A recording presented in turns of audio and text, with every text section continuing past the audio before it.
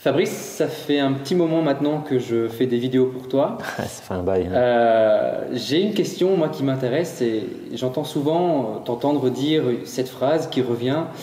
Tu dis souvent que chaque danger est une opportunité.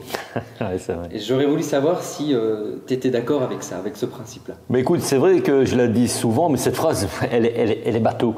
Okay. En fait, cette phrase, elle est bateau. Pourquoi? Parce que ça remonte jusque dans le bureau de mon ancien patron. Il y avait ce cadre. Et dans ce cadre, il respectait vraiment ces trois phrases. Elle était là avec deux autres phrases.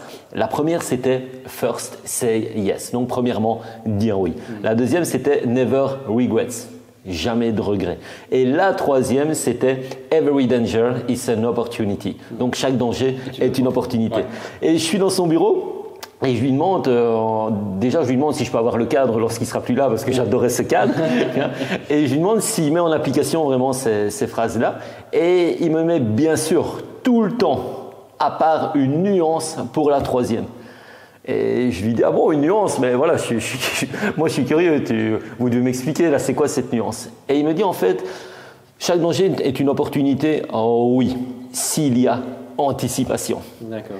Et s'il y a vraiment une anticipation, en fait, c'est ce qui fait toute la différence. Lui, il m'a dit, dans ma vie personnelle comme dans mon business, c'est qu'on anticipe toujours les dangers. Et là, bien sûr, il peut y avoir des opportunités parce que ça nous empêche deux choses. D'un, ça nous empêche de sombrer vraiment parce que lorsque l'on sombre, eh bien, on réagit avec stress et angoisse. Et donc, on est plus cohérent à la limite dans nos réponses. Donc, l'anticipation.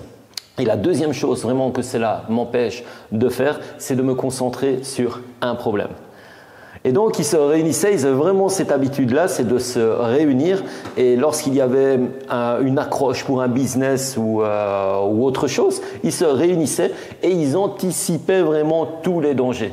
Et donc, j'ai retenu vraiment ce mot. Est-ce que c'est vraiment ce que je pourrais te conseiller? C'est un peu comme cette fameuse stratégie de Walt Disney. Tu vois, tu passes par plusieurs pièces où tu critiques, tu retravailles ton idée. Bref, c'est ce qu'ils font en fait. Et donc, ils anticipent vraiment tous les dangers. Et dès qu'il y a un danger qui se présente, boum, on en avait parlé. Qu'est-ce qu'on peut faire? Quelle opportunité alors à ce moment-là on peut en tirer? D'accord, ok. Et donc, c'est vraiment ce que je retiens de cette phrase. Mais l'apprendre comme ça, brut pour point, de dire que chaque danger est une opportunité, ouais, c'est un peu badaud. C'est ce qu'on va entendre dans toutes ces formulations, tu vois, développement personnel. Mais pour moi, il faut la creuser, il faut aller un peu plus loin. Et d'ailleurs, il me prenait cet exemple avec un pilote de Formule 1. Un pilote de Formule 1, si tu vas lui dire chaque danger est une opportunité, bah, il va te regarder et il va te dire, attends, ça veut dire quoi cette phrase? Parce que lui, quand je dis qu'il anticipe avant chaque course, il a anticipé sa course. Il connaît chaque virage.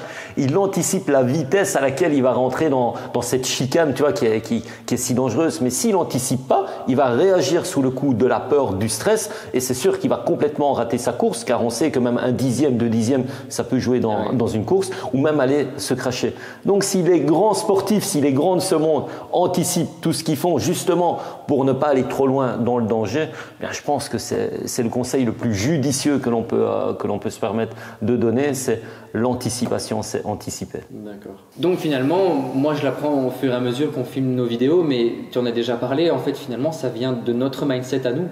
Bien sûr, mais là tu me tends la perche parce que c'est vrai que tout ce que l'on fait dans la vie est régi par 80% de notre psychologie. Et tu dois apprendre à contrôler le conditionnement de ton état d'esprit. D'accord. C'est en fait ton état d'esprit, tu dois pouvoir le moduler un peu comme tu veux. Et c'est encore difficile à croire, mais en fait tu peux le moduler aussi rapidement que ça. Et c'est pour ça que j'adore faire ce job. C'est parce que vraiment, quand tu arrives à mettre le doigt sur cette stratégie, sur ce qui coince vraiment dans une stratégie de réussite, dans une stratégie de motivation, autre chose, quand tu mets le doigt dessus, le changement, c'est ça. D'accord, ben écoute, je trouve que je devrais plus souvent te poser ce genre de questions parce que moi, ça éclaircit beaucoup de zones d'ombre. Je te remercie pour ces informations-là. Merci à toi et au moins, on peut dire une chose, c'est que celle-ci, on l'a fait en une fois.